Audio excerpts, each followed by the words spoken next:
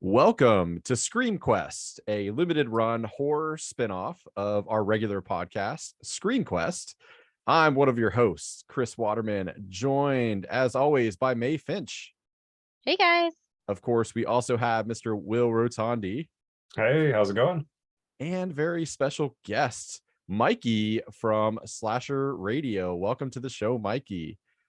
Thank you very much for having me, guys. I appreciate this. Let's talk some horror.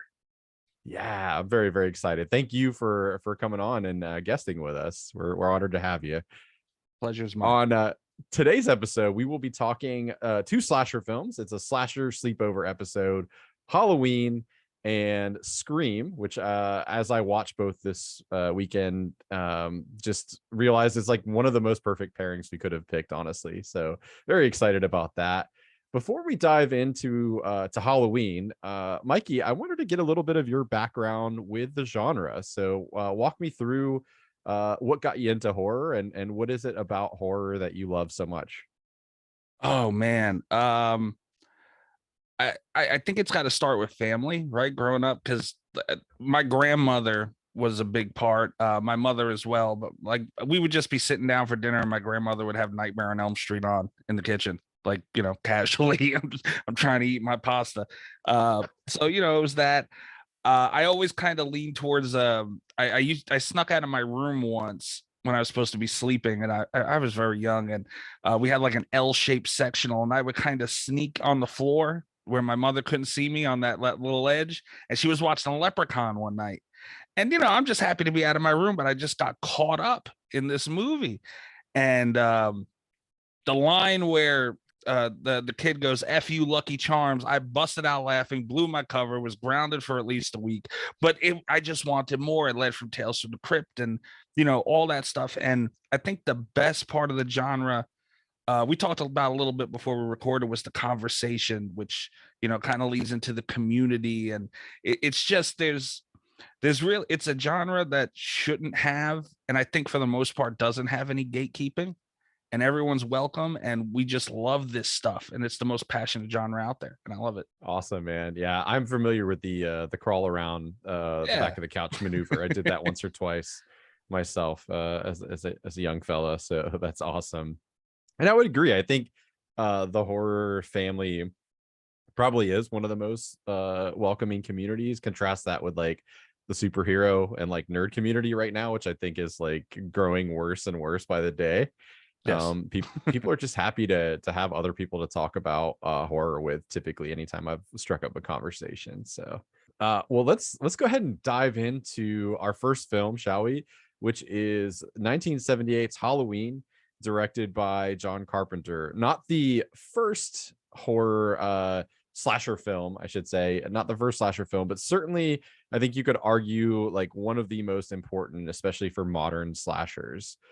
So since the episode is all about the slasher genre, we'll be getting into some of the tropes and things like that as we talk about both Halloween and Scream. But before we do that, as always, I want to just get some general impressions. If you've seen the movie before, you can talk about your history with it, why you like it or don't like it.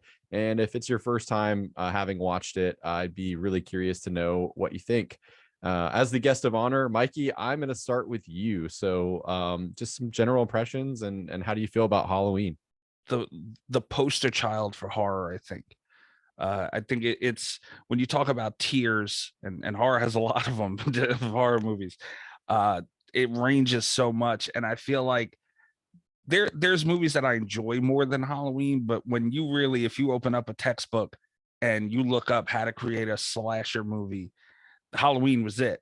And, you know, you had mentioned, Chris, that there was, you know, plenty before Psycho, and we can go down the list, Texas Chainsaw and all that, but there's just something about Halloween that just feels right. It feels perfect. Michael Myers, you know, it's a perfect horror movie, in my opinion.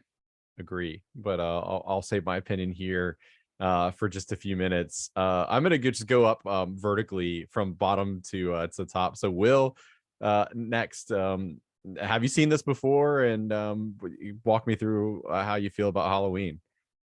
Nice. Well, this is the first time I've ever seen it.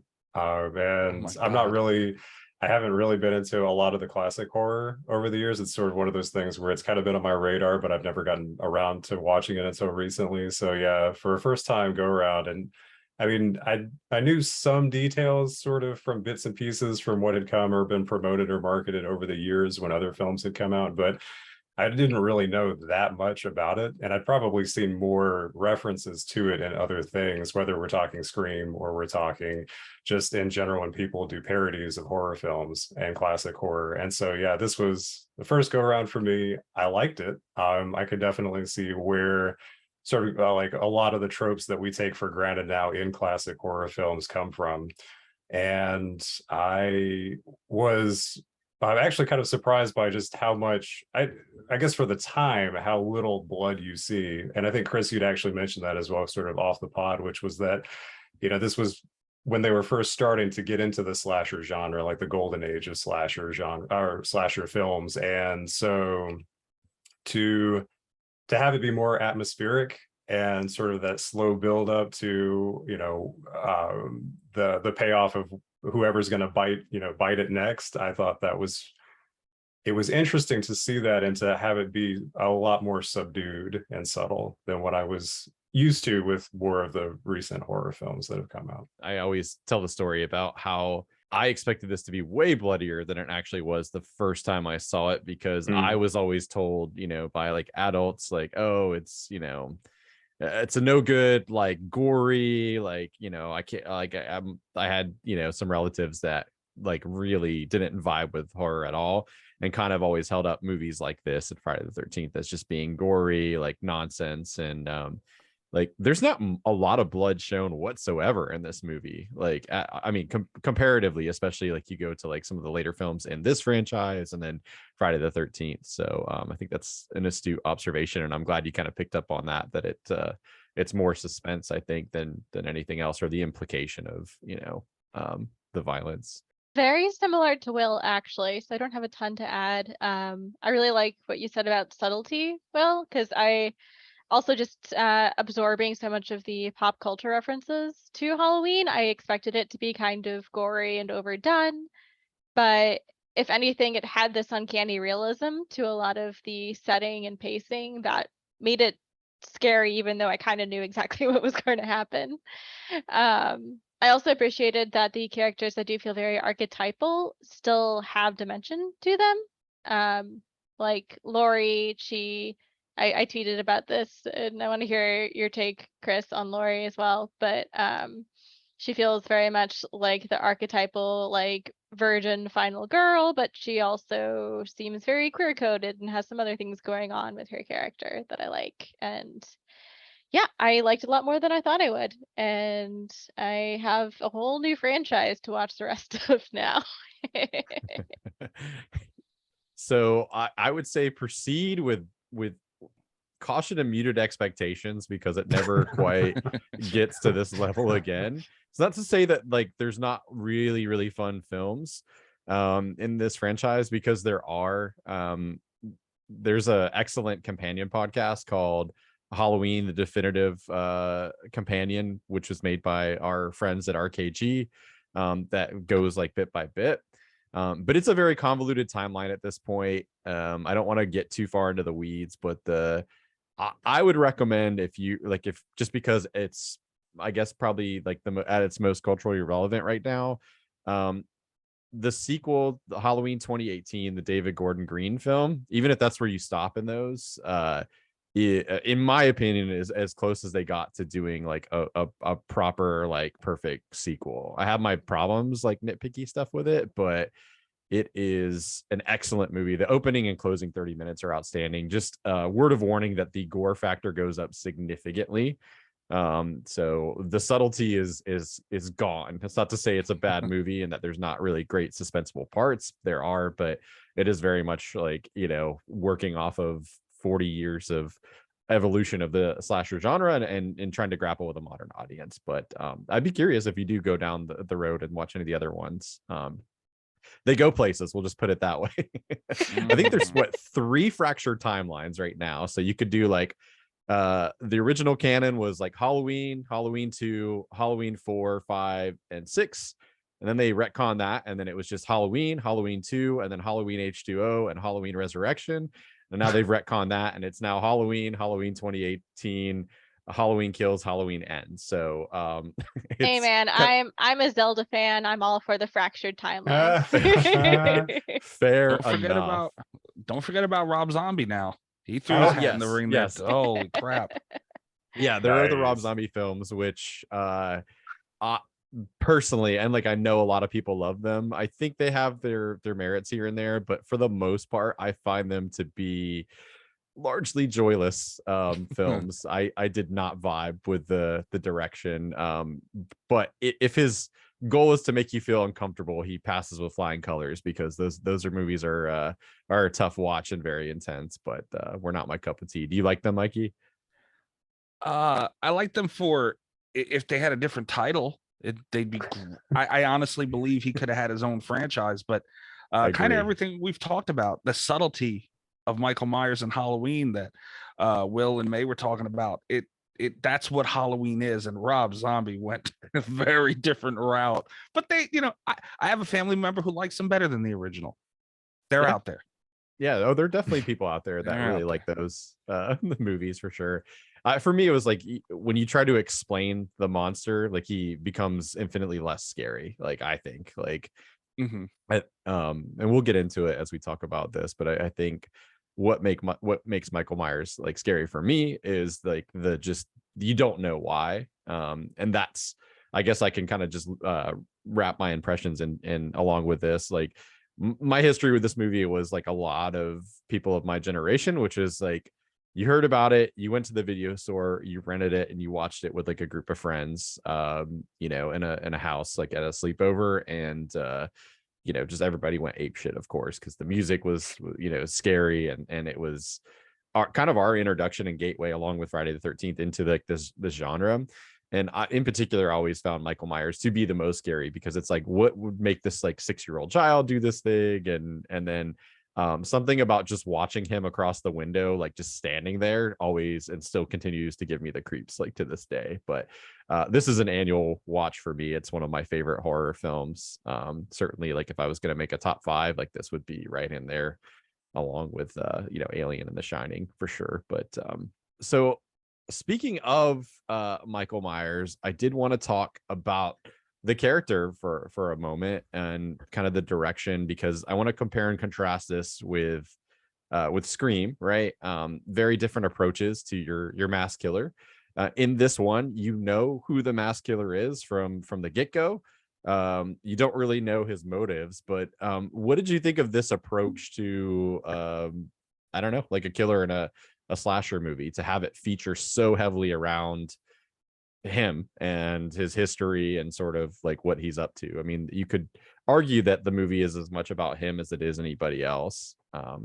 So Mikey, I'll go to you again first. That is super interesting. I seen something today on Twitter with someone actually defending Halloween Ends, and they said something about, you guys are Michael Myers fans, not Halloween fans. And I sat there for a second. I said, that, not to get off into Halloween Ends, but that it kind of goes throughout the entire franchise, I think. I mean, I don't think there's anything wrong with that. Like Michael Myers has always, other than 3, been Halloween, and he's tied so much into there. But the story, what I like about, one of the things I like so much about Halloween is, it's about Michael Myers. It's also about Laurie for most of the films. It's just as much her story as his, and you don't see that too much in horror films. And if we're taking just the original, obviously it's Laurie and Michael, but the franchise has stood so much within that. And you get like Nightmare on Elm Street and Friday the 13th, and they try and do the same thing, but they stray so quickly. They never last. But I mean, that's the thing. It's a story of Michael Myers, but it's the story of Laurie Strode. And obviously, I think Michael Myers' side of it is a lot more interesting. You get into psychology of what he is and why he is and what he does. And that's just part of the fun of it, is analyze, like kind of like you said, well, Chris, you don't want to explain it. The fun is kind of guessing along with why he's doing what he's doing. So yeah, that's the best part of it for me, is Michael Myers. Why do you think Michael Myers and Laurie Strode work in a way that, say, like Tommy Jarvis and Jason Voorhees maybe be like, you know, you could argue to a certain extent, like they, for a couple of films, they did an all right. Like I think 4 and 6 for Friday the 13th were largely successful in telling that story with some continuity. But as you pointed out, they jumped ship very quickly. What is it about Laurie and Michael that you think has continued to just endure and get people coming back to the movies? They grew together, and I think that's the best, because you look at part 4 of Friday the 13th, which I can't stand, but you know, you look at it as far as continuity and story,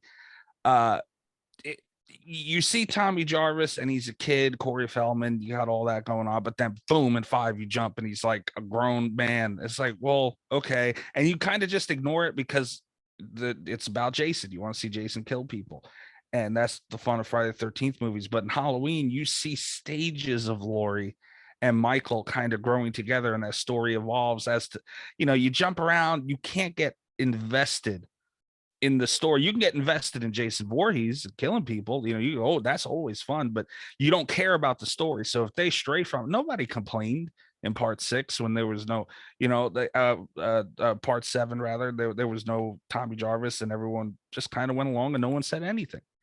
But whenever Laurie's not in the movie, it's like, whoa, wait a minute, what are you guys doing here? So I think that's it. Growth and together as both characters, I think is the best way to answer that.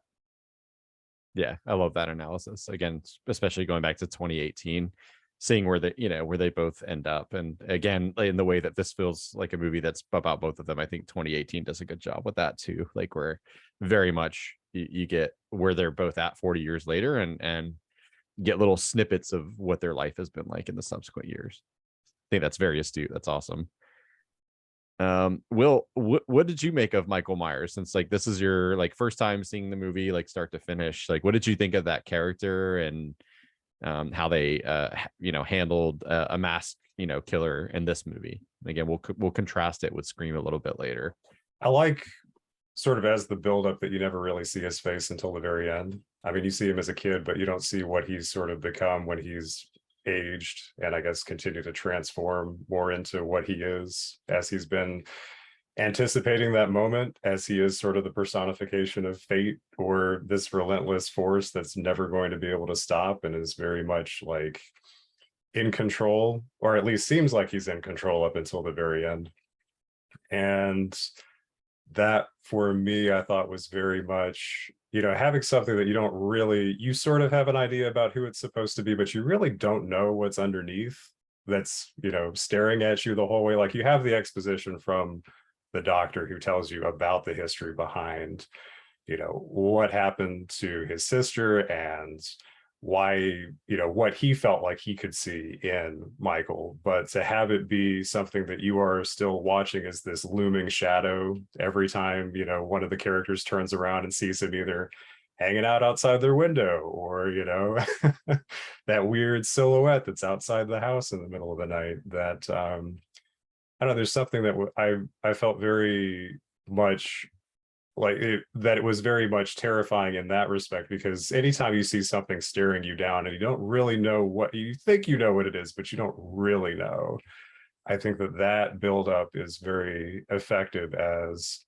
a tool for horror, and especially in this film too, just the lead up to everything that happens afterwards. But I guess just the idea of something that's never really, that relentless evil that's never going to stop, that keeps coming back, I thought was very well done, even though you sort of know essentially who the character is supposed to be, or you think you do. There's always that question of, is it a supernatural force? Is it, is he just somehow impervious to to getting killed himself, or what the deal is? But it sort of doesn't really matter at the end, I feel like, at least in this film. Maybe in subsequent films, and like you mentioned, with different timelines, but for that, I felt self-contained in this film, that didn't really matter.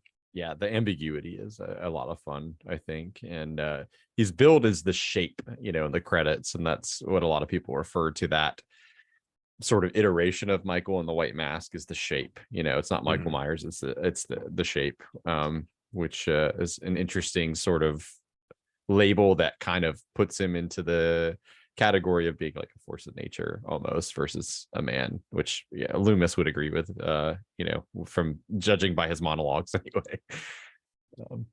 Yeah, I mean, I don't have much to add there, but I do think it's interesting to contrast him with Bates from Psycho, because with Bates, like, the terror of him is that he seems like this very meek young man, and was known as this rather meek young man until just one day he snapped, and he has this kind of alter ego. And with Michael, it's very different. He seems to have always been like this, and I think the fact that he also never speaks is particularly uncanny, because all you know about him is just from his actions. You get zero internal thoughts or ideas from Michael, and that, I think, also sells the interpretation of Michael as kind of a force of nature, something inhuman, something that we can't fully understand or contend with in the way you would a normal man. The question that I always have for any of the offshoots is like, is Michael going to talk in this one? And depending on which timeline you go on, like, I won't spoil if it happens or not, but it is always a question there, how much of his humanity is there. And yeah, I do, the lack of motivations, I think, really makes the character work. And in particular, I think the thing that always kind of freaked me out was like how young, like, that reveal at the beginning is just one of the all-time greats. If you don't really, like, the first time I saw that, I assumed, like, okay, so this is going to be like an adult that is doing these things, because it's that great tracking point of view shot. And then people must have lost their minds, the camera kind of pulls back, and it's almost like a stage production. Like, everyone kind of just freezes, and he's standing there with a knife. I love that reveal that it's a 6-year-old child that's done this horrific thing.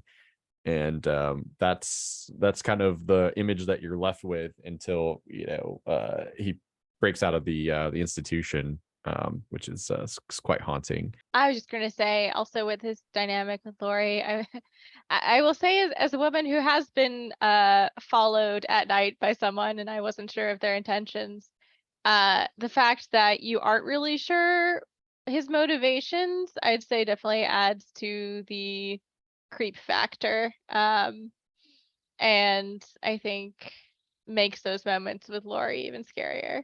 Yeah, absolutely. Like, why does he fixate? Is it just pure chance that she walks up and drops the key off? And is that the reason? Is there something else? Yeah, that's her terror, I think, is very understandable, and it's a little frustrating as an audience member that none of her friends are nearly as alarmed, as she is. And granted, they're not seeing as much as she is, but true crime isn't popular yet, so it's very true. The only thing I have to add really is I love his sense of, like, his playfulness. I think is an interesting character.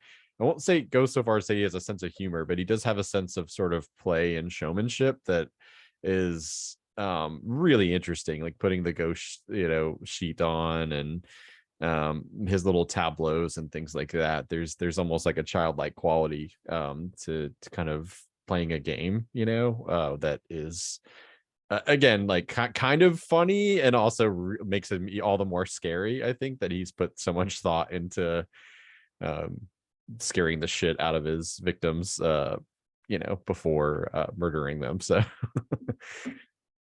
well, very cool. I promise we are going to talk about Laurie Strode, because you can't talk about Halloween without talking about Laurie Strode. But before we get there, I wanted to go around the room quickly and see if anybody has a favorite trope or thing that you've seen imitated elsewhere that you noticed in this movie. So particularly with the slasher genre, but if you want to go outside of that to other horror movies, feel free. So Mikey, back to you, buddy.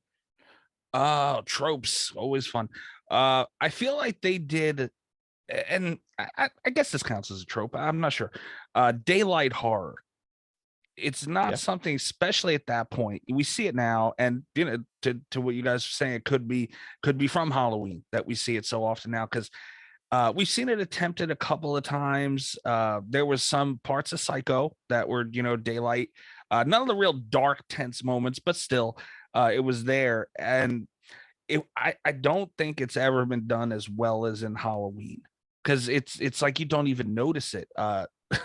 God forbid I bring up this damn movie, but Jeepers Creepers 3 is the most modern example I could think of it. And man, all I could think about the whole movie was, it's all daylight. Why are you doing it in daylight? Because I guess they needed more to make the movie good. Halloween didn't need that. They had everything. They had the story, the acting, the tense moments. So you don't even notice it. And I guess that goes to show that if you do everything around it well, it kind of, you can get away with a lot. That was stuck out to me a lot. And just as far as generally tropes, that these are the first time we've seen a lot of these. They gave birth, they made them tropes, so that's kind of important too. When you think about it, they were just they weren't going off of just some things, obviously they took from other films, but there's a good portion of stuff where this is the first time we've seen it, and they gave birth to these things as tropes. And other movies that, we see after it were imitating, and they were setting that bar. So, just another reason that this kind of is so far apart from so many other movies, that they were trend setting with some of these tropes. Will, did you have a particular thing that you noticed that you'd seen elsewhere? Like, I feel like this is one of those movies that it seems cliche if you're coming at it sometimes from like a modern audience. Like sometimes I show this to people and like they're like, this whole thing is cliche, and I'm like, that's because everybody aped it. Like, like they're cliche. This is not cliche. This is what started this off. But anything that you noticed that you liked that you'd seen done, elsewhere, or maybe like tip of the hat elsewhere. Absolutely. A couple of things, but I'll just keep it to one, which is always check the back seat of your car, dude. Like anytime you go to it, just always look in the back seat. I did that the other day. Seriously. Seriously. Weird feeling, checked it. Always. That's all I've got. But that literally, like that, and all, like, be aware that if you went to grab keys and suddenly what you wanted to unlock is already unlocked and it wasn't like 5 minutes before, then maybe you should check. But yeah, that's one of my favorite sequences. Like in general, I love that whole like moment's great. I think we saw a spoof of this in Scream, which we'll get to, but when Annie is like trying to escape from the laundry room and like gets caught in the window trying to get out. It's like, make sure your escape path is reasonable. I guess is the takeaway there. I'm blanking on what I've seen this in, but I felt so bad laughing in this moment because it's the most terrifying moment for Laurie. But when she goes and crosses the street to go and look for her friends, and she finds them all dead, just the way the cupboards just fall open as she's screaming, like one by one. yeah. Yep. I do Marianne and too. I always laugh about that. We're like, all right, Michael's got the remote control like in his hand, like opening up the smart cabinets. Yeah. It works, but it is funny, like, and just kind of like odd, where it's like that would never happen, but it works, I guess. For me, like, it's such a simple thing, and I know, like, listen, Jaws and Psycho both had great scores, but I think like the type of score, which is a lot of really like high like notes and some of that synthesizer stuff, to me like is something that I think is married to like the slasher genre. You think about like going back to Friday the 13th, like those movies without, I think is it Harry or Henry Manfredini? I'm gonna butcher Harry his name. Manfredini. Yes. Yes, thank you. Like to me, like that score is a large part of what makes those movies work. And I think like you kind of see the start of that with Carpenter's music here. And I read that I guess nobody wanted to distribute the movie until there was a soundtrack. So people saw cuts of this and they were like, it's just not that scary. And then he composed the music, put it in, and then like the first time he showed it after that, they were like, oh, this is gonna be great. I think that would be my choice, is just sort of like the music. I mean, you could talk about like the point of view shots and some of the other things that you see like over and over again, but I gotta go with the music. That's a great point. Yeah, I didn't even think of that. That's great. Yeah, right. Like you see it in a lot of those movies, like especially in like the golden age, like in the 80s, like have all strove to kind of have a similar sound. A lot of shrieks and high pitched stuff. Strings were certainly a big thing, but also you got like that's like punctuated with synth sounds, and I think that was always somewhat of either a nod or a ripoff to John Carpenter's great music in this one. Well, now is the time to talk about the final girl, Laurie Strode, and I'm very excited because May, I did see your tweet, and I thought, oh, how interesting, a completely different take. So I wanted to go around the room and get your interpretation. Right, there's a lot of different ways to read Laurie Strode as the final girl. So one at a time, what do you think it is about the character that allows her to conquer Michael? Is it her purity? Is it something else? So Mikey, start with you, buddy. I want to go back to kind of what I said earlier, and it's so hard to talk about these characters without mentioning other movies in the franchise, right? Laurie has grown so much, and I never think it's fair to talk about her only in the original, because in the original she's kind of, luck is a good part of a lot of the reasons that she made it out of this situation. I mean, she was stealthy. She was quote ballsy at a couple points where she needed to be and did what she had to do, and you got to give her credit for that. But some of it was luck, and she wasn't really. I mean, you could fast forward to H2O, and there's such a powerful scene where she slams the gate behind her shut, locking her and Michael into this campus or whatever.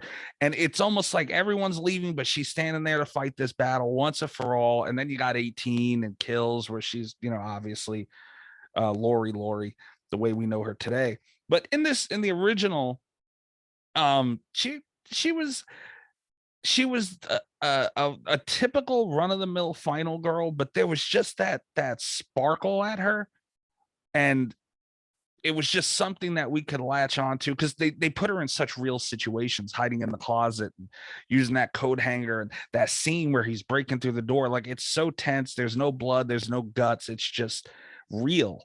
Like that, you could put yourself in that situation and see that really happening to you.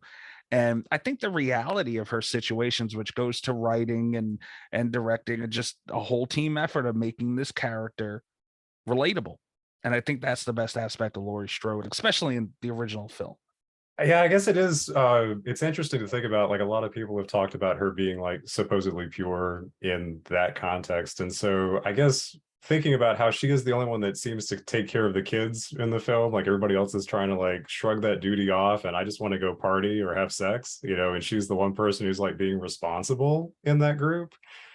And then thinking about how, at the beginning of the film where Michael offs his sister because she just went upstairs to have sex with some random dude, that I guess I gravitate toward that interpretation a little bit, where it's like she is like the one person who seems to like want to take care of other people and think about them. And so in some ways she's also more self-aware about his sort of impending doom, like that he's stalking them, or that something is going on, and she's already sort of got that alert system on and kind of scoping things out and trying to reassure other people, like reassure the kids, like there's no boogeyman, it's fine, even though she herself kind of felt like there was a boogeyman that was watching her and her friends. So yeah, I think ultimately, I mean, to a little bit to May, to what you were saying too, like I kind of got the same vibe that she just wasn't really, interested in boys either. Like maybe that was sort of that for that time period, that was to try and imply,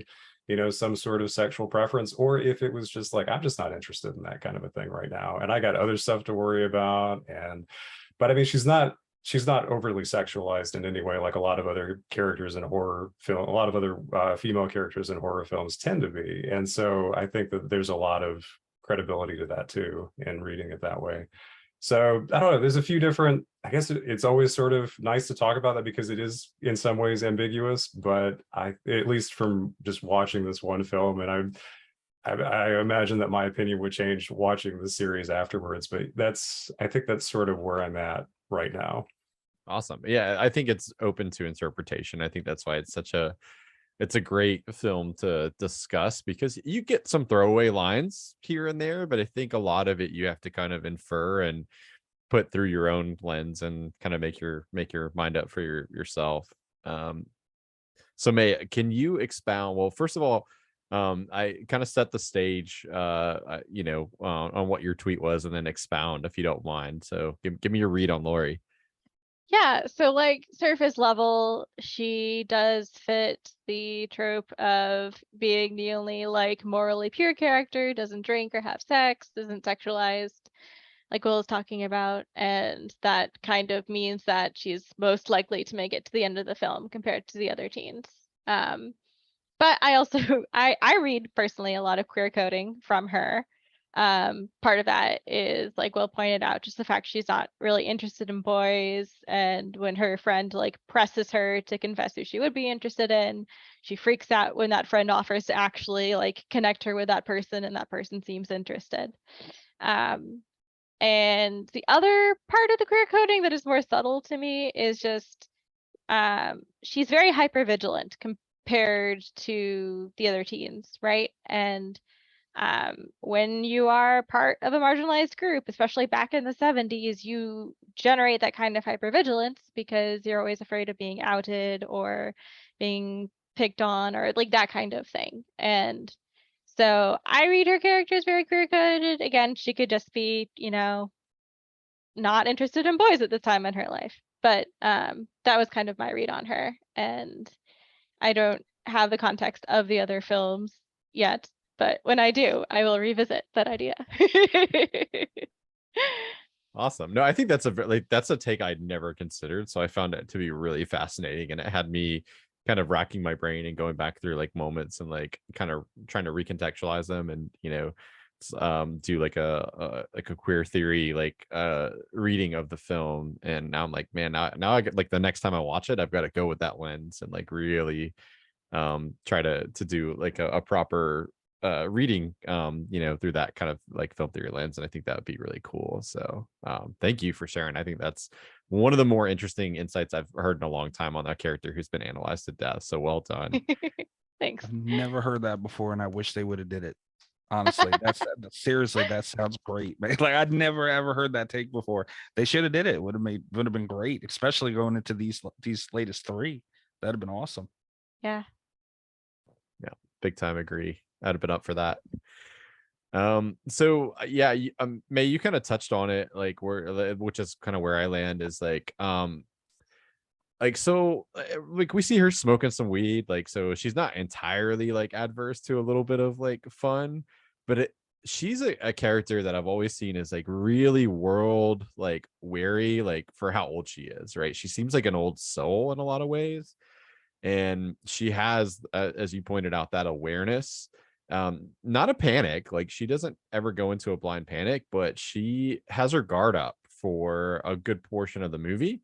Even like when her and Annie are having the conversation about old man whatever his name was, like she's like, hey, he can still look, even if he can't do anything else. Like she has I don't know, like an awareness, and her defense is up kind of at all times. And I think that is ultimately like what helps her. But Mikey, I do love that you say that there's a bit of luck involved, because I don't think she ever underestimates Michael, or like this person that's like stalking her. She doesn't know it's Michael. Like I think that she does quickly realize that like she might be a little bit outmatched, right? Like I think she does her best, and is fortunate in a lot of different ways.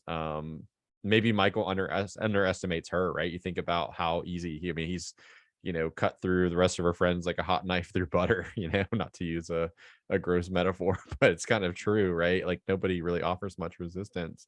And perhaps the first time he's encountered somebody that's halfway capable is why she's able to prevail. Like, who knows? But yeah, I've always seen her as kind of an old soul, and I think there's a bit of a darkness that I've always detected on the inside of Lori. Like maybe she's not the happiest character. Just to offer up a little bit of what John Carpenter himself has said. Obviously, he doesn't say like, "Hey, this is canon." Like, it's just how he directed it. He always kind of rejected the notion of like the pure character and said that she's sexually frustrated and she's channeling that into that final confrontation. That hey, like she is interested. She wants to be with boys, but like she doesn't know how to go about it because of her social awkwardness and anxiety, and that's what allows her to prevail. I think again, any of those valid interpretations, and it is kind of interesting to have a director comment on where he was coming from. It's rare sometimes to get that much insight. Some directors are kind of notoriously tight-lipped about stuff like that. Well, cool. Let's draw us a card. Now, I apologize, Mikey. You can't see the game board, but if you watch the show on YouTube once it posts, you'll be able to see this lovely art that Mr. Rotondi made for our special edition of Screen Quest. We made a series of cards. It's going to be a one and done. So whatever topic you get today will not be repeated. So let's see what fate has in store for you, my friend. Oh boy.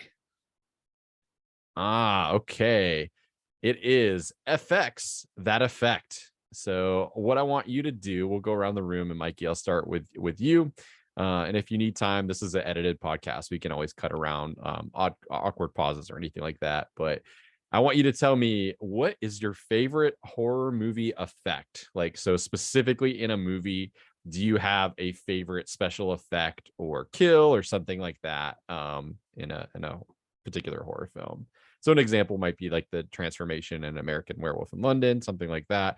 But again, it could be a creative kill or something in a film, whatever you want to pick.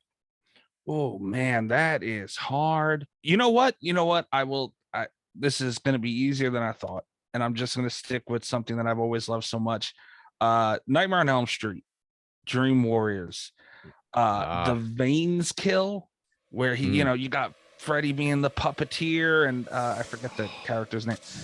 It looked great. Did it look perfect? No. Did it translate well to today? Like, when you put on a movie and the effects are way outdated, it doesn't carry over to modern effects in the best way, not the worst either. And man, it was so creepy. It was just, thinking about it, I get chills a little bit, because just the thought of that is incredible. And they paid off the scene so well all around, effects wise, obviously, but then you have the acting and the kids that are screaming, and it was just done perfectly. That's what I'm gonna stick with. That's a great choice, man. And the nice thing about like those movies and why I enjoy them so much is that like there's a surreal quality because it is in the dream world, and you can get away with things not looking quote unquote realistic because it's kind of like in the style of what those movies are. So I think that's an awesome choice. Yeah, the first time I saw that, my toes were curling for sure. I'll put a little clip in here for our audience because I feel like everyone deserves to at least get an idea of what that looks like. So good choice, man. Yeah. Will, do you have a favorite horror movie effect or kill or anything in the effects department in the world of horror that you love? I think the stuff that used to get me when I was younger was some of the practical effects for like body horror, and actually we'll bring up Carpenter's The Thing, because that for me, a lot of the transformation that the creature does very quickly, and just sort of like, I don't know, like some of the weird imagery that it conjures up, like it becomes like a spider at one point. And I'm not gonna not to ruin anything, for the sake May, if you haven't seen it yet, or that you plan to see it, since I know it was coming back out in theaters, that just some of the like disturbing imagery that it creates and then uses to attack other people, I found to be very disturbing. And so even for, I don't know, like there's a lot of CGI these days that doesn't age very well, but going back and watching that, I still feel very, I guess not necessarily more than uncomfortable, that it is very much like, to me, I can I can suspend disbelief a whole lot more with practical effects than I could ever do with CGI. And so watching some of that and some of the specific examples of how people either get injured or attacked, that to me was always very disturbing.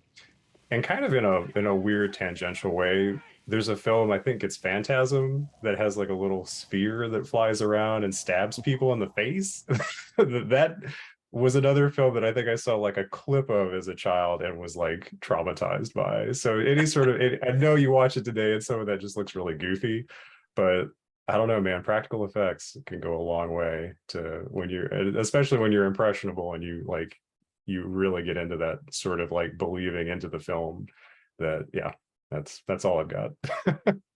That's awesome. Yeah, no, the thing is like Uncanny Valley the movie in a lot of ways, because so much of it is like kind of recognizable as like human or whatever it's imitating, and then there's always that little bit of it that's just off, or sometimes like way off, but like I think it is because it is largely recognizable but clearly not human or from this world, and it makes it that much more gross and disturbing. So great pick. I always get in All right, trouble May. about The Thing. What's that? My What'd you say? co-host over on Slasher Radio, Rob, he yells at me all the time because I'm not the biggest fan of The Thing, and it's just a never-ending argument. But that great points brought up by Will. Agreed 100%. Hey, I fall firmly in the camp of not everything is for everybody, and that's okay. Yeah. You just gotta live. You gotta be able to live with that. That's totally fine, man. Before we May, move do on, and we can cut it too, but I'm legitimately curious, like your take, Mikey, about that. Like, how do you feel about The Thing? Will's trying to get me in trouble now too. Unbelievable. Yep. I like The Thing. It's a really good movie. It's a movie that everyone has to see. I just feel it's a little overrated.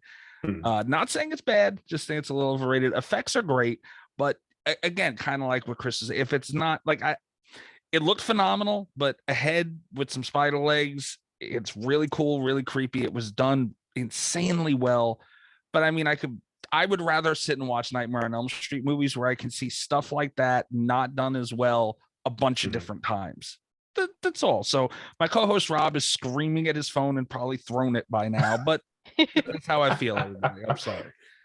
No, you're good. I mean, I Yeah. appreciate the candor on that, because I'm always interested to hear, like, especially for people that are like really into horror films, like to get your hot take on that is perfectly fine. So you will never catch any flack for me about that. You're good. There is beef. It's crazy. Yeah, my Twitter notifications are going to be nuts again. Every time I talk about The Thing, I get in trouble.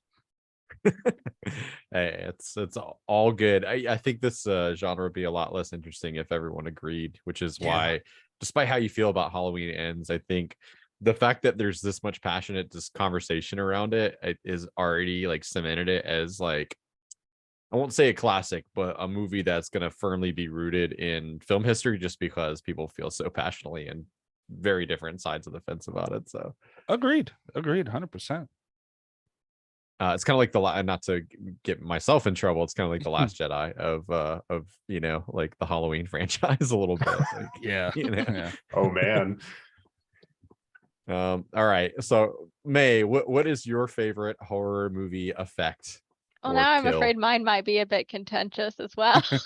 Oh yeah, let's just bring the salt, baby. It's a salty episode. I am going to say the unique horror of watching a giant space Roomba suck up a crowd of people in Nope. Yeah, that's cool. Especially the view of the inside of its guts, and just like how strange and alien its guts look, and the fact that, oh, these people aren't dead. They're going to be hanging out here for a while. Yeah, that was awful in the best way possible, and I would agree. The design of that was fucking brilliant. Like, I had never seen anything like that. I loved it. Because it's the unique terror of being eaten alive, but it's like you're eaten alive on a crowded airplane with a baby crying, basically. Thanks for giving me a new nightmare feel. I appreciate that. That's just what I would want to, like. God like, damn it. It's the worst way I can think of to go. Yeah, I it's can't pretty believe bad. called it a Roomba. That is the most amazing thing I've ever heard. Like, that's funny.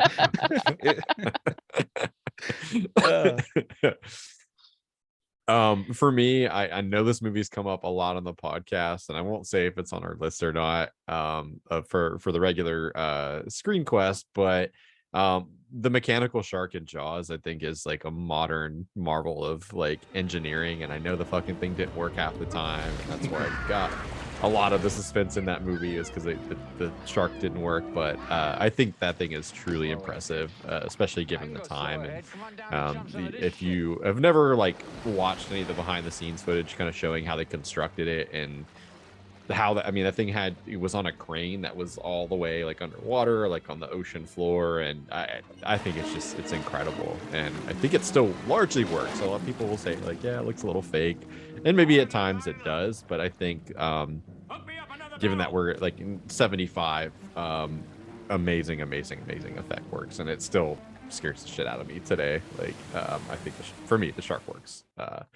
So that's my pick. I will try to pepper in some clips of everything we talked about, by the way, too, just on the video episode. And this is your weekly reminder, audience, that if you're not watching the video episode, you are missing out on some great visual aids and bonus content. So there you have it. Well, let's move on to Scream, our second film of the show today. A film that celebrates and deconstructs the slasher genre, and like I said, you couldn't have picked a better pairing in Halloween and Scream, I think, because Wes Craven, I think more so because I just watched Halloween, seems to be like in love with Halloween and celebrate that movie more than like some of his own work, and maybe he didn't want to be accused of like being a little self congratulating. But yeah, let's talk about Scream. So first things first, we'll do some general impressions again. Mikey, I will pass it back over to you. Tell me a little bit about your history with Scream, and this was your nomination, so why you picked it. Oh, Scream. I am in my early 30s. So Scream was that movie for me. We were just talking about Halloween. We've mentioned Friday the 13th, Nightmare on Elm Street. Their peak, by the time I got to that prime age from my age group, that peak of those movies, the original slashers, were dying. We were getting stuff like, Freddy's Dead and really bad movies for the most part. And Scream comes out, and it's like, what the hell is this? It felt like the old stuff. It had Wes Craven's name. And I grew up a Freddy fan, so that was right off the bat I was like, wow. And it was real. It was some dude calling your phone at home and like just messing with you and creeping you out, and we were all doing it to our friends at that time. This was pre-caller ID. This movie made caller ID prominent in the world. I mean, it was the realest thing, and as opposed to Halloween, we didn't know who the killer was. We had no idea, so it wasn't the first who done it, but it was the most popular and the most well done. The killer looked awesome. The Ghostface mask, I mean, it's one of the sleekest looks even today. It was just a new take. He wasn't grimy and dingy and dirty and bloody. He was clean, dressed in all black, white face, a really cool knife. He was Ghostface, and we got that I think was the last of the Mohegans for the like that original horror. Even though it wasn't in 80s, he came out in a time where horror movies weren't very good. It was a breath of fresh air into the genre, for better or worse. I know what you did last summer. It was the birth. It was a rebirth of the horror genre at that time where it needed it the most. Yeah, slashers in particular. And my favorite thing about that mask, by the way, that costume and mask was, before this movie, like something you could get for like $10, like in the bargain bin at like the Halloween store. It was super common, and it was like a very prominent outfit that had like no, I have no idea how much it would cost to buy that outfit now, but it was very much the bargain bin. Like, oh, this is a cheap, easy thing to get. So taking something like that and making it iconic by putting it in a movie like this, and like that now, like that costume that like a year ago is like in the bargain bin and just kind of like, oh, that's the cheap costume you can buy if you're broke, to like, oh, this is like one of the most iconic things. Like, must have been just the ultimate like mind fuck for whoever manufactured that fucking thing, and like he had to go like, yeah, baby, they're flying off the shelf, markup 30%, 40%, you know. So sorry to digress, but yeah, I do remember kind of the before and after of that particular outfit and costume. So Yeah, uh perfected what it. yeah, well, and like I think it's one of those, it goes to show you like how you can take something that's like ordinary and uh what's the word I'm looking for, ordinary and like unremarkable, and turn it into something iconic, but like in the right circumstances. um Will, what have you seen Scream before? And either way, what did you think? So this was actually the first time I've seen Scream the whole way through, because Mhm. I think I'd either seen bits and pieces of it or I had known about it, but I watched I watched horror movies in like the reverse order. I've watched the parodies of everything, and then I have slowly like gone backwards in evolution to the original. And so I think I watched like Scary Movie before I ever watched this. And so, it's like I'm like 3 steps removed from the source material. But um it was funny going back and watching this and finding it to be a lot more, I don't know, I sort of went into it knowing it was going to be a little bit campy, a little bit silly, and kind of poke fun, or be self-aware of itself, of the horror genre, I guess, specifically with all the the commentary about how to survive a scary movie. And so, and even that was just in the marketing for the film. You didn't even have to have seen the movie to sort of know that was what they were aiming for. But I think I was pleasantly surprised that it was to some degree more serious than I expected it to be, and some of the terror that it was trying to drive for, whether it's at the very beginning with Drew Barrymore dealing with this creeper on the phone, to suddenly what's going on at the house, and then just some of the deaths that take place leading up to the final confrontation, that I was pleasantly surprised. I thought it was just going to be really silly the whole way through, and it actually had like some very like terrifying or just serious moments that I was pleased to see happen that I didn't expect. Glad you enjoyed it. And yeah, it must be trippy to go back like backwards from Scary Movie to this, but I appreciate that you did it in that order. It must have been very interesting. May, what did you make of Scream? I saw you tweeting a little bit about the opening, Yeah, which is which go is ahead, sorry. iconic. Yep. But well, it's funny.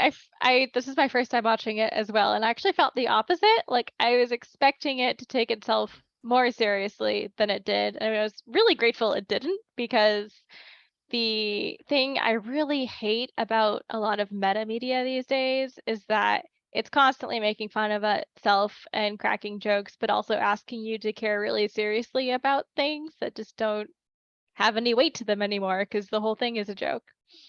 Um, and I thought this kind of struck that balance beautifully. I was really gripped by the opening. I'm glad they just like launch you right into it. There was no preamble or prologue. Yeah, I was impressed. It was also cool to see. I think this is the youngest I've ever seen Drew Barrymore in a movie. That was cool. I can't remember. So no ET then? I was going to say, besides that, yeah. Oh shit, that was Drew Barrymore. Yeah. Never mind. Not to traumatize Will again. I know, yeah. Thanks for bringing up some good memories of my childhood again.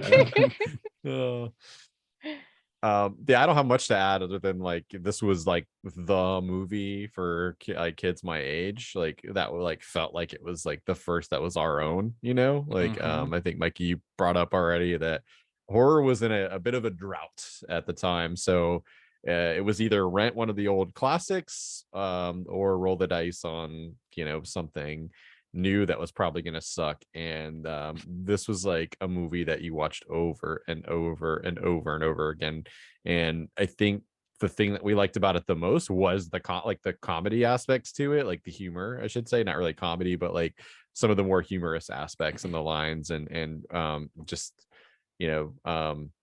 being so playful and acknowledging all the tropes. Like, in a way, it kind of made some of the things that terrified us up to that point a little less scary, going like, oh yeah, there's kind of a formula, as a sixth grader, you don't maybe have like the greatest insight, into stuff like that. But yeah, I enjoyed this movie. I remember the VHS tape vividly, the front of it with like the hand over the mouth and everyone kind of in the foreground. And I feel like that was aped a lot for like Urban Legend and I Know What You Did Last Summer, all kind of did that, like all the teenage heartthrobs like in a little semicircle in the front and then something behind them. Well, let's the first topic I have for us to discuss with regards to Scream is, again, kind of going back to our killer, or I should say killers, and contrasting that with Michael Myers. So Ghostface in particular, and then I want to kind of dive into the fact that we have the big reveal at the end and there actually are killers with motives. But Mikey, starting with you, like, talk a little bit about Ghostface and then like what you think of it's Billy and Stu, right? I got my notes right. Yeah. Another thing I get a lot of crap for is Ghostface is not a killer, he's a costume. Right. And it has, that's fair, but Scream kind of created this lore to where, the first movie we didn't know, so it doesn't really so much apply here. But when you look at it, him and the Ghostface in his entirety, when he's on screen, it's Ghostface. Like he is a character without, it's kind of just written rule where we just ignore the end and it's just, a reveal. But when he's on screen, he looks the same, he acts the same. It's just he's a character without being a character, even though there's multiple people behind it. So I mean, that's something that hurts if you're kind of pinning him up against Michael Myers in a versus kind of thing. It hurts Ghostface merit a little bit, but this is a completely different time. This is the 90s. We kind of talked about the tropes and how they uncovered them, and they kind of made a game out of them instead of like they made them fun to work with and just brought them in front of the audience and put them down in front of you. And I think the whodunit matter of it and it being different people at the end, that was part of that. And I think to set off, like, if you look at all the combinations of killers, or there was a solo one in there too, but if you look at all the killers, I think Billy and Stu were probably the best ones. Maybe it's because it's the original, but their motive was perfect. Because that's the thing too.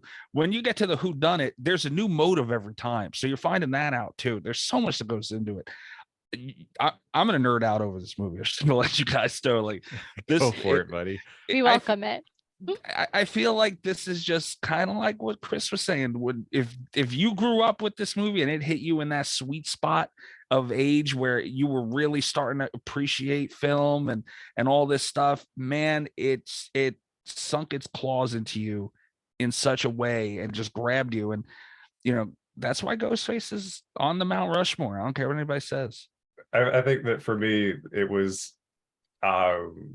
I like both. I like the idea of it. I think it was funny how they like kept implying so hard that it was going to be Billy like the entire movie, and then it is. I mean, it is Billy, essentially part of it. But just the fact that you get like they just really ham it up in some ways, like to expect that that's going to be the twist, even though he kind of gets cleared a little bit beforehand. But the motive to me, I thought, it was interesting that it had to deal a little bit with revenge to some extent, with Billy's parents' divorce. But I don't know, it's almost like one of the lines that he had too was that, does it really matter what the motive is? That I'm just, maybe does there always have to be an explanation about why the killer's doing what they're doing?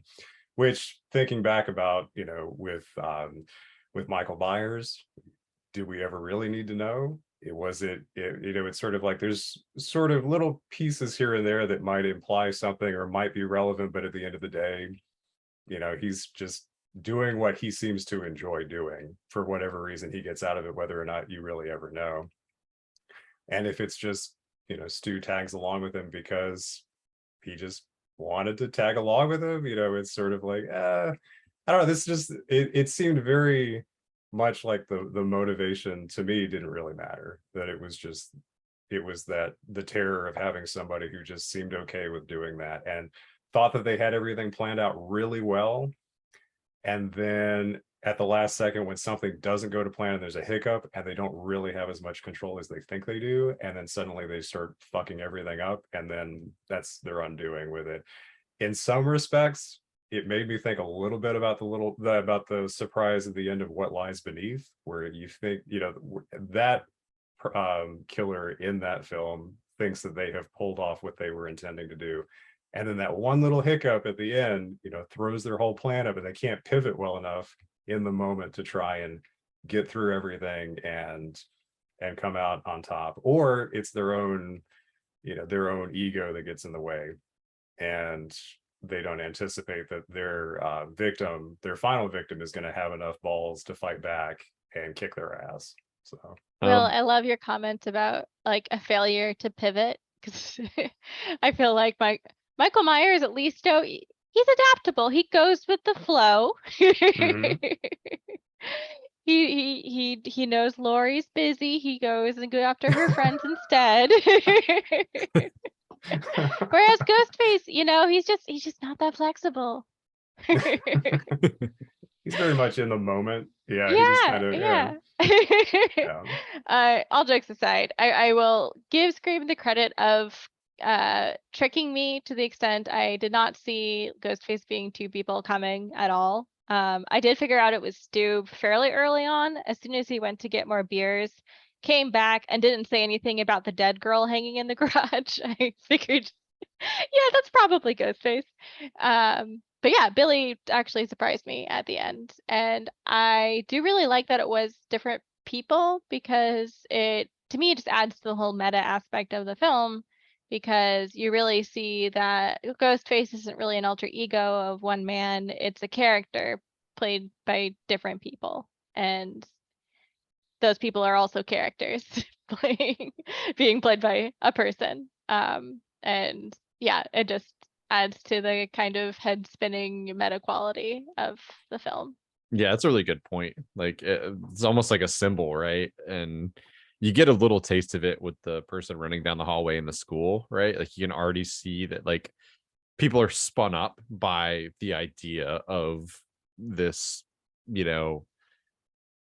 symbol or symbolic killer. This outfit, right, has already kind of started to cement itself like in the culture of the fear of the town. So yeah, I love the idea that like Ghostface is not one person, it's a character. That's really interesting. And for at least one of them who's so obsessed with movies too, right? Like that's pretty it's pretty on the nose and wonderful. Just out of curiosity too, like it is a separate, it's not really Billy or Stu's voice. Like there's like a voice actor for Ghostface, right? Isn't It's a like modulator, the little thing that they're talking into. Yeah. Roger Jackson is the voice of Ghostface. Oh, you mean IRL? Like there's actually like there is a separate guy who voices that character. So in that way, as sort of that extension of it is its own, character versus. Yeah. Okay. Yeah. The same in every movie. Yeah. Very, very good. It would be interesting to hear them try and emulate, like if we ever got a movie, God forbid, with anybody else doing it, like that goes to kind of what we've all been touching on. Like he's his own guy. And they did, even though he's not, they did so many things to make sure he is, which is weird.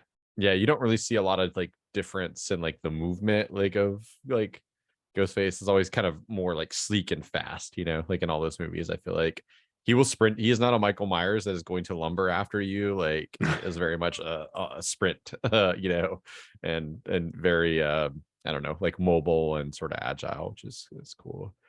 Yeah, I've always liked like the costume of Ghostface, but I think what's like most interesting to me is sort of the movie obsessed like Billy, and then like, boy, you want to talk about queer coding?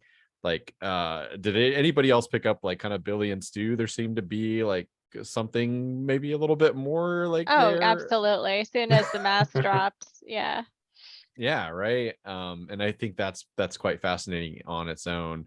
I love that you brought up, by the way, that kind of the discussion around motive. My only regret in like kind of my later years watching this is that I wish that like the discussion ended with like there's always a bullshit reason to kill your girlfriend. Like that would have just been a perfect way to like cut the conversation and it just kind of move on from there. Probably would have been frustrating for the audience, but I think that would have been just a nice little touch since it is very metatextual. And it would have been a nice little flipping of the bird of like, yeah, it doesn't matter, like, well, why should this movie be any different than the other ones? But yeah, I know I do like that you get so much in the way of like what's the word I'm looking for? Oh gosh, like red flags and like oh, I cannot, like my brain is shutting down because it's Sunday. Anyway, you get a lot of things that point to Billy being the character, and you as the audience like are almost like so willing to like or like not have it be him, or like wanting it to not be him, that you're willing to kind of like dismiss it when he's cleared at the police office, with the phone records and things, that it's so obvious when you get to the end and you're like, oh yeah, of course, like he is also, time and again referenced all these horror movies and seems to have a very deep encyclopedic knowledge about all of them. But yeah, I like them. I think I haven't seen past Scream 3, but they're by far my favorite kind of pairing of all the killers that are in that original kind of 3 movies. I think just the most interesting dynamic. And Matthew Lillard's fucking funny as hell. Oh my god. Like he kills me every time I watch this. His little expressions, and I don't know, like I think he's a scene stealer in most of the scenes that he's in. My mom's gonna be pissed. Yes. You should take it easy. I'm getting a little woozy here. Yeah, you cut too deep, man. I'm dying over here. Yeah. So speaking of kind of the metatextual stuff, similar to Halloween, like let's go around the table really quickly and like, what's one of your favorite little nods or like, spins that this movie does on the slasher genre? So Mikey, we'll start with you. Do you have a favorite thing that it either alludes to or has a tip of the hat to, or maybe like does a twist on that is kind of familiar to audiences? I mean, you could go to, it was the original with the guy in the hallway, the custodian, he goes in, hey Fred, little stuff like that, even small stuff like that. But I think the best thing they did was all the things that Scream has done differently, and it is a long list, but the best thing they could have done was marry those with the original tropes of horror movies so well. Because if you go off and do your own thing, sometimes it works, sometimes it don't, but it doesn't. But if you can keep that authenticity to what you're doing and not go and be completely ridiculous, that's where you get something special. And I think that's what we got here with Scream, is they stuck to the roots of the slasher genre so well, but at the same time they changed the rules. And kind of like I said earlier, they took the tropes and everything, because we were at the point in society where we're waiting for the girl to trip and fall. All the tropes that we've gone over today and beyond, we were waiting for it. We pointed at the screen and we made a stupid remark. They pointed at us watching it and they made the stupid remark. So it's like they were in on the joke with us, and they put all that crap in a box and they put it in front of the audience and they made a game out of it. Randy, he's listing the rules, and the rules are so important throughout the franchise. Even they made a game. They made something with them. They faced them. And Scream 4 is a great example, because they had a long hiatus, no Scream movies. They come back, Wes Craven, whole crew, and the whole beginning of the movie, crap, Chris, you haven't seen it, please forgive me, is just it's over. Okay. The statute of limitations are well past. So this is my fault, not your fault. That's true. The beginning of the movie is over and over. They're literally telling you what modern, at that time, horror movies were doing wrong, and then they would immediately do it well. And they did that like 3 or 4 times until they got into the movie. I mean, that's what Scream does. They've always kind of pointed at the audience. And I'm a slight wrestling fan, used to be when I was younger, but it's kind of like when, the audience knows it's fake, but you kind of bring them into the show to make it okay. And it was genius. Wes Craven evolved, man. You're talking about, not to talk badly about him, but we're talking about John Carpenter earlier. The check cleared, and all this stuff that he just really doesn't give a shit. He kind of wants to just chill out and do his thing in life. But Wes Craven stood dedicated. He had another one, which is like to have something as big as Nightmare on Elm Street and then Scream. He had two of the biggest franchises in the genre, and he was behind them. Like I feel like he was at the top of the chain and all that too. I nerded out. I'm sorry. No, again, we welcome it. This is the place for it.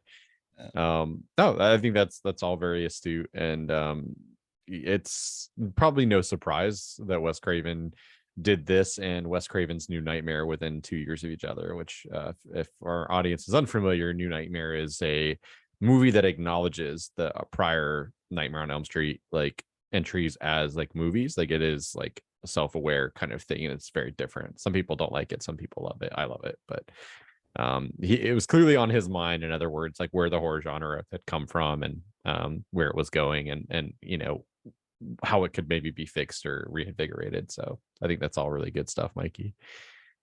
Will, did you have a favorite little tip of the hat or twist on the genre?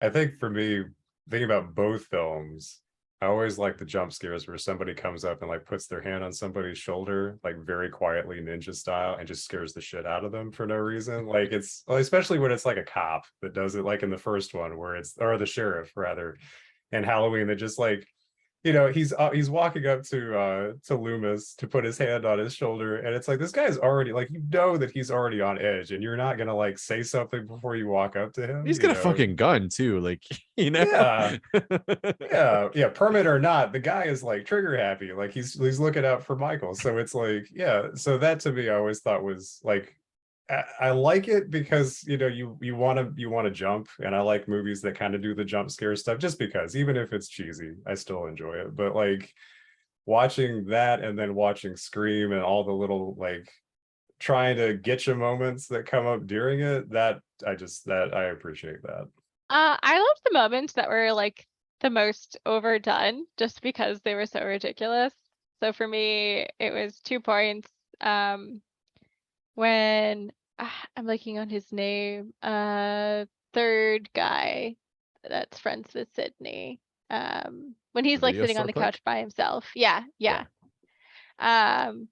And Ghostface is walking up behind him, and he's screaming he at the took people mine. on the TV Yeah. to look behind them. And you're not watching this first person, you're watching a VCR tape of this that has a 30-second delay.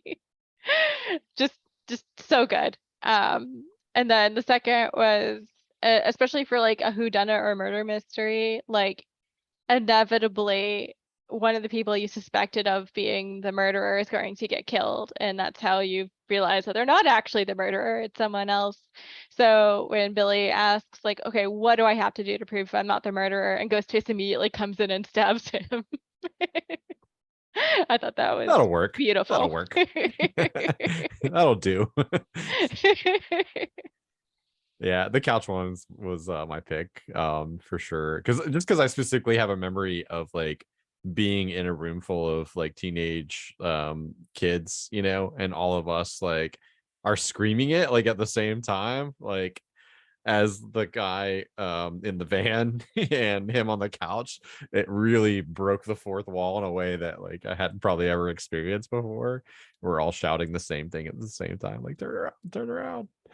But probably my second is the continuation of like the Loomis name, with Billy Loomis being named after Dr. Loomis, who was named after Sam Loomis in Psycho. I think that was just a really clever way to continue on a little bit of tradition with and show reverence to the things that came before. So good stuff. Well, let's kind of bring things to a close with one final topic on Scream, which is our other final girl of the show, Sydney Prescott. who is in a lot of ways, I think, similar to Laurie Strode, and in other ways very different. So, Mikey, what do you make of Sydney Prescott? I have said that she is arguably the best final girl, and I know that's not in cement. It's not for me either, but I'm just saying it's arguable. She is very. She's another character that's grown throughout her franchise. Obviously, a lot less movies, but well, not a lot less anymore. I guess that Laurie's been in too. I don't know. Okay, so anyway, she starts off. She's younger than we know her now, and this is a new situation with these killings and this killer and all that stuff. I feel like Laurie was a little more timid than Sydney, and I think Sydney grew a little faster than Laurie. She, especially at the end of this movie, like she was just grab them by the you know what and let's go. And she did what she had to do, and she was assertive. She was powerful. The one downside that I will accept, and I've heard a little bit, is she had a group. Laurie was kind of just Laurie. She had, a couple people here and there, but for the most part, Sydney was surrounded by Gail and Dewey, and I don't think that takes away from her too much, because Ghostface he does so much more than Michael Myers does. He's calling you don't know where he is, and tricky and planning, and so much more human and thoughtful. But I think Sydney Prescott is by far one of the best final girls. She's a runner-up for the best. If you put her up against, Nancy, maybe from Nightmare on Elm Street, she only had a couple movies, like she's really the only contender, both resume and action, as possibly one of the greatest final girls of all time. Yeah, I think that's totally a valid nomination for sure. She's certainly been around for a long time, and she has more than her fair share of adversity, even in this first film. So yeah. My co-host Rob has thrown his phone again. He might have lost it forever right now. Oh man. Tell him that we will not be held liable for any damage to the phone. Yeah, me either, Rob. Easy. Will, did you like Sydney Prescott as a character, and what did you think compared to say Laurie Strode? I do like Sydney. I think she's a very strong character. I think that she often she keeps her cool really well for most of it, where she's trying to figure out what's going on or how to escape with whatever the situation is when she's being attacked by Ghostface. So I don't know, I think she sticks to her guns, no pun intended with how the ending goes, but she's just I don't know if there's much more I could say to that. I've just watching how she carries herself and how she reacts and how she stays calm. That to me, I thought, you get somebody who's put in a situation like that, and you want to turn the tables, and like one of the throwaway lines that she has, or not throwaway, I shouldn't say, one of the lines that she has at the very end of the film is that, this is the traditional horror movie. That's not my kind of movie. That's not the movie that I'm in. My movie doesn't end this way, where the killer's going to come back. We're going to make sure that he is dead for good. And so that to me, I thought was great. Yeah, I like her too. I do think it's hard to compare her to Laurie, because everything Laurie goes through happens in a span of like a couple hours, whereas, everything with Sydney is over the course of a few days. She has a bit more time, I think, to process and prepare herself than Laurie does. That being said, she's obviously very capable. I feel like my only gripe with her as a character, and I think this is just because of the kind of movie she's in, you don't really get to see or appreciate a lot of the shock and trauma and stuff that she's must be feeling, especially with going to a party, seeing her best friend killed, making up with her boyfriend, sleeping with her boyfriend, then having her boyfriend try to kill her, et cetera, et cetera. And again, I think that's just because of the comedy aspect to the movie she's in. They can't get too serious into all of that stuff, but it does make her character feel a little flat to me. I think that's totally fair. And I think you hit the nail on the head, that it probably the limitations of how much can you do within the time constraints, and also like tonally it would make it feel maybe a little disjointed, but I think it's a fair criticism nonetheless, for sure. I think one of the biggest differences between her and Lori, and I think what makes her really interesting, is that she's already got this albatross of like trauma around her neck from the events that transpired with her mother. And then also, like, as you kind of unpack, get a little deeper into the movie, some of the uncertainty that she is clearly feeling about potentially sending somebody to their death that like may or may not be responsible for that murder, and having to grapple with all the rumors. Like, I think it's a really hard scene when she's in the bathroom stall and like the high school girls are talking about her mother and like her, like that's a pretty tough serious scene in a movie that's otherwise like kind of fun. But I do think those aspects of her personality make her maybe a bit more, like, I don't want to say like prepared, but she's a little more hardened. She's got a bit of a shell, I think, around her. And I've always kind of interpreted her capable actions at the end of the movie and what she kind of does to thwart the killers as being a bit of rage that is more clearly like directed than it ever has been. She has two people that have confessed to the crime. She's able to direct this rage with certainty for the first time to people that she knows deserves it, and it's kind of awesome to watch. When she comes out of that closet with the umbrella, that's a very pissed off, and understandably so, person who is being able to take out some of that frustration and rage on somebody that, again, deserves it. So I love all that. You just reminded me that both she and Lori have very unconventional weapons choices that I have to admire. Yep. A sewing needle and a hanger for Lori. Yeah, both very interesting. But hey, you got to make do with what you got to make do with. And shout out to Tatum for using those beer bottles, because that's like it's a great scene where she's just like, fucker, yeah, like gives you a little bit of hope in the moment that like, maybe she'll make it out of here. I felt bad for Tatum though, man. Like, what a way to go. And also what a weird way to go. Memorable kill though. That still sticks up? out in my brain. Oh, yeah. Don't forget that one. Yeah, the garage door is like, yeah, that just seems so weird to me. I'm like, that wouldn't. And I don't know, like, I feel like that was like the one death that I couldn't suspend disbelief for. I was like, I just don't feel like, and why would you get stuck? You were halfway through. And then I thought, oh, it's like in Halloween where, trying to climb out of the laundry room and I got stuck. yeah. Scary Movie had a lot of fun with that one. Okay. Well, very good. Before we bring the podcast to a close, Mikey, I did want to hear, if you don't mind, like, again, shameless plug, man. Tell us a little bit about Slasher Radio and what you do over there. Oh, we talk horror movies. Every week we will pick a topic and a movie topic, and we'll watch it. My co-host Kat and Valor and Rob Humphrey, they torture me. We torture each other.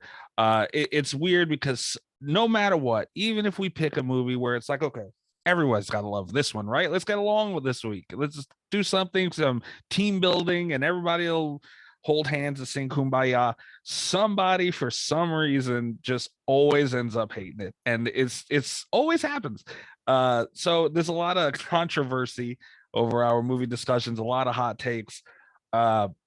We have people on the show where sometimes they'll say things as ridiculous as Jaws 4 is better than the original Jaws. Oh, who said that? They're not welcome here. I'm kidding. Oh God! Mikey's like, it's me. Oh. No, it was not me. No.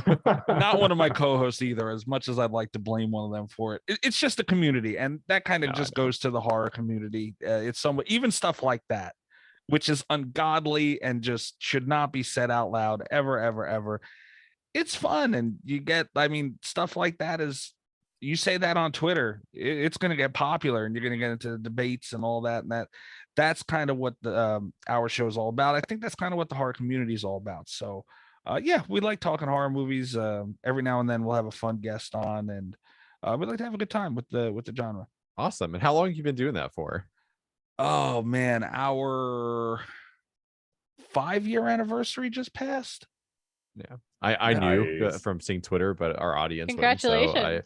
that's Yeah, that's amazing, man. awesome. That's really, really cool. Yeah. Do you have any yeah. like favorite episodes? Like if you were gonna tell somebody, in our audience who's unfamiliar, like where to start, is there a particular standout episode you would recommend starting with? Oh man, the show has had various hosts. I've had the misfortune, I don't know, being there throughout, and the show as it is right now on face value with me, Rob, and Kat, I feel like our genesis and nucleus and all that stuff kind of mesh perfectly, and I think the show is at its best right now. We've gone through different iterations, and we had an episode where we talked about a killer hose and a director squirting everybody to death on set, which was hilarious. But now I think we've hit our stride with probably about around episode 170-ish, 160-ish is when Kat joined, and the three of us joined it together. So there's so many things that stick out. We did an episode on Rubber, which is a god awful movie. We fought about that pretty well. We had an interview with Dee Wallace, which was one of my favorite moments in life. Oh, that's amazing. Yeah. That's really cool. Yeah. And we even have stuff like a horror hot takes episode. That might have been the most fun. That's when we uncovered the Jaws versus Jaws 4 thing. And just the most ridiculous things that people believe, and we like to put it out there and talk about it and get everybody involved. So yeah, stuff like that. Great. I definitely, the hot take sounds like a perfect place for me personally to start, because I love hot takes and hearing people get super salty about stuff. There was salt. There was salt. Awesome. Well, it has been an absolute pleasure having you on, Mikey. Where can people find you on social media? You can find me at Mikey's Dead on Twitter. You can also follow my show, as we were talking about, Slasher Radio, at Slasher Radio on Twitter. Thank you so much for having me, guys. This was a lot of fun. It was really cool to hear Will and May first watches, and I was really paying attention to what you guys had to say about it, and that was a really interesting point of view, and I enjoyed that very much. Chris, you were a lot more familiar, and I think our takes aligned really well. So it was just fun all around, guys. I appreciate it. This was a blast. Likewise. Yeah. Thanks for welcome joining me. back anytime, man. Yeah. Our regular podcast is all about learning and growing. Like it is very much, we bill it as a ongoing journey of film discovery. So sometimes we've seen the movie, sometimes we haven't. Right. And yeah, like I agree. That's what it's all about, man, is being exposed to new things. But yeah, welcome back anytime, man. Thanks, And guys. Thanks. Very welcome. To our regular listeners, of course, you can find us at ScreenQuest Pod on Twitter. We will be posting our next film poll shortly. So remember, you will have the power to vote on at least one of the two films that we'll be discussing on the following week's episode. So give that a little bit of your own flavor, whatever floats your boat. Click the vote button. And until next time, we love you. Bye. Bye, guys.